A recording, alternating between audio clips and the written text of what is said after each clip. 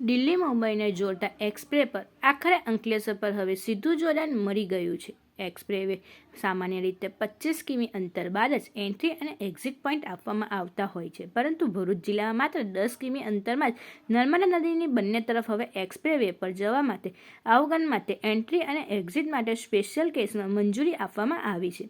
તેની કામગીરી હાલ પૂરજોરશોરમાં શરૂ કરવામાં આવી છે. સ્થાનિક ધારાસભ્ય અને રાજ્ય પાણી પુરવઠા મંત્રી ઈશ્વરસિંહ પટેલ દ્વારા કેન્દ્ર સરકાર અને કેન્દ્રના માર્ગ અને મકાન વિભાગમાં કરવામાં આવેલી રજૂઆત બાદ મંજૂરી આપવામાં આવી છે.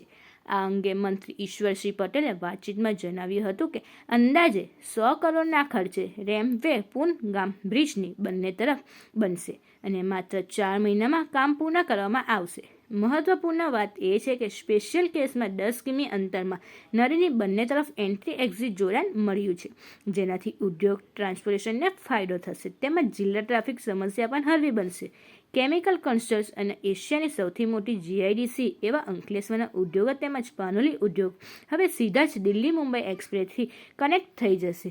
અંકલેશ્વર પાનોલી ઉદ્યોગનું દહેજ સહિત જીઆઈડીસીમાં સીધું જોડાણ થશે, જેને લઈ ઉદ્યોગ તેમજ ટ્રાન્સપોર્ટેશન ઉદ્યોગને ફાયદો થશે.